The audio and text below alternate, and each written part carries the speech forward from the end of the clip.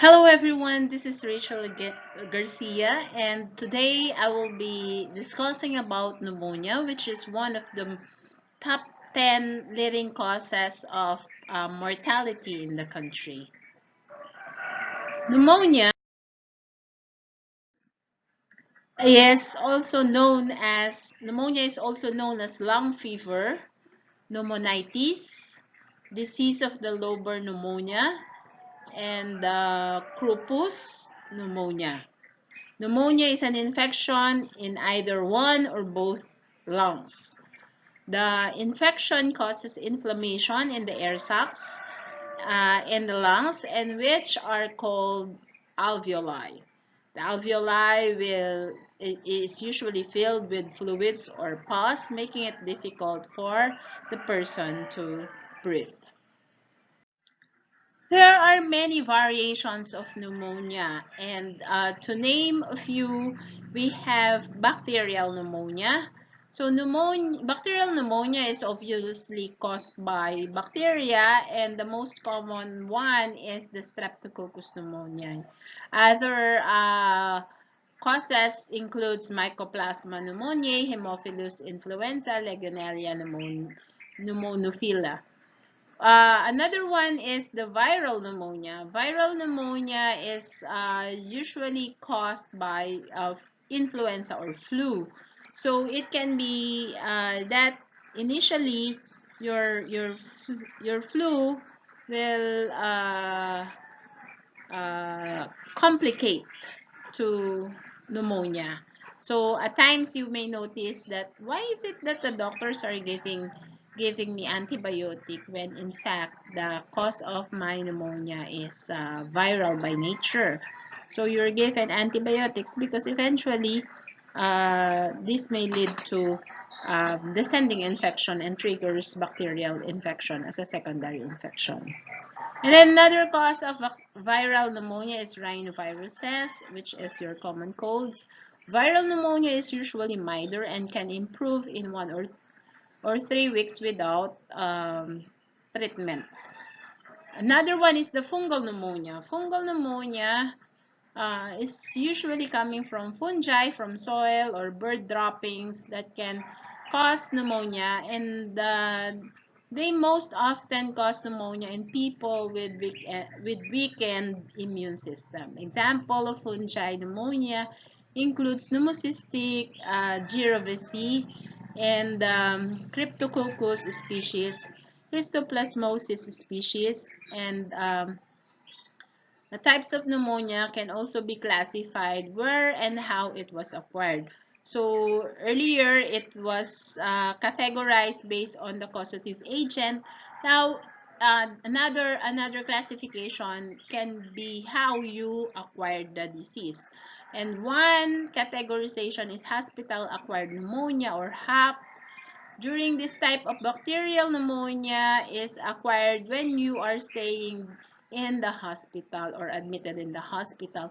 It can be more serious other than any other types as bacterial involvement, okay, becomes resistant to antibiotics. Another one is community-acquired pneumonia, meaning to say pneumonia is acquired outside the medical facility. And another one is ventilator-associated pneumonia. People get ventilator-associated pneumonia because they are hooked into the ventilator. And another one is aspiration pneumonia, wherein pneumonia happens when you inhale bacteria into your lungs from the food, the drink, or from your saliva. So those are the different types of pneumonia based on two classifications. One is how you get the pneumonia, or the manner how you get the pneumonia. Second is what particular infectious agent produces the pneumonia.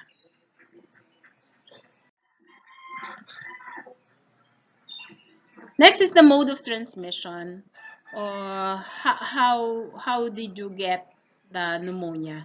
Viral and bacterial pneumonia can spread to other people through inhalation, droplet, and you can get this types of pneumonia by coming into close contact with surfaces or objects that are contaminated with pneumonia causing bacteria, virus, or fungi.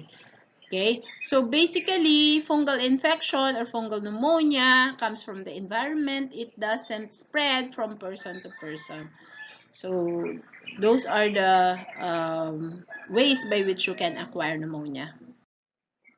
Now, how do we diagnose pneumonia? First and foremost is the chest x-ray. Chest x-ray can look at the inflammation in the lungs. It is said that chest x-ray is one best way to diagnose pneumonia. However, this test won't tell you what kind of microorganism produces or causes the pneumonia. Another one is CBC, or complete blood count, to see if your immune system is actively fighting the infection. And there are instances, if you will look at the leukocyte counts or the WBC, you can actually determine if it is viral or bacterial in source. Next is sputum exam. This will clearly confirm the type of microorganisms that produces the pneumonia. So after the culture, you will be able to isolate the microorganisms. Another one is pulse oximetry. Though pulse oximetry will not basically give you that the patient has pneumonia, but this will measure the oxygen level in the blood, since pneumonia can prevent your lungs from moving enough oxygen into your blood circulation. Okay? Next, what are the signs and symptoms associated with pneumonia? Uh, Pneumonia has a pathognomonic sign known as rusty sputum. By the way, pathognomonic sign means that this is the distinct sign or the unique sign or unique characteristic of the disease, that once you see this particular sign, you can make a conclusion, okay, a preliminary conclusion that this person has this particular disease. So rusty sputum is the pathognomonic sign. Along with it, people with pneumonia may experience muscle aches, dry cough, abdominal pain. So abdominal pain is usually secondary to the frequent coughing, that it produces strain on your abdominal muscle. And then cold in the head or throat, and fever with shiverings, and then chest pain. So chest pain is also attributed to the frequent coughing, and you also have loss of appetite. Now, how do we diagnose, or as a nurse, how do we diagnose the patient? So the most common or the priority in nursing diagnosis for our patients is ineffective airway clearance. And this is due to the thickened and retained secretions. So how do we manage that? We can ask the patient to increase fluid intake, take in some fluid source food like fruit juices, and then we can also help the client to position in a semi-Fowler's position to facilitate um, lung expansion, and then coughing exercises, deep breathing exercises. We can also provide them with some soothing, throat soothing regimen, okay? And then some pharmacologic managements like use of bronchodilators and eucalyptic, expectorant as per order of your doctor. And then we can also do some chest physiotherapy, back tapping, vibration, chest vibration, and postural drainage. And then another one is impaired gas exchange. Pneumonia can prevent the lungs from moving enough oxygen into the bloodstream and alters gas exchange. So positioning the client, monitoring the client's pulse oximetry, and then hooking the patient into oxygen source as per doctor's order. Next is ineffective breathing pattern. It is related to compensatory tachypnea due to inability to meet metabolic demands. So we can ask the client to inhale and do deep breathing exercises. Position the client in a semi-Fowler's position to allow lung expansion. Other nursing diagnoses will include risk for infection. There is an existing infection that may gain access to systemic circulation that may further worsen the condition. So basically, um, this may complicate to other systemic infection. And then acute pain, which is secondary to muscle strain, respiratory muscle strain that produces the pain. Now, we can do some splinting, and we can also ask the client to cough forcefully, okay, or effectively. Now, for the risk of infection, antibiotics may be given. We can boost the immune system as well and help our client to um, receive proper nutrition so that his body will be able to fight back infection. So those are the things that we can probably provide with our client.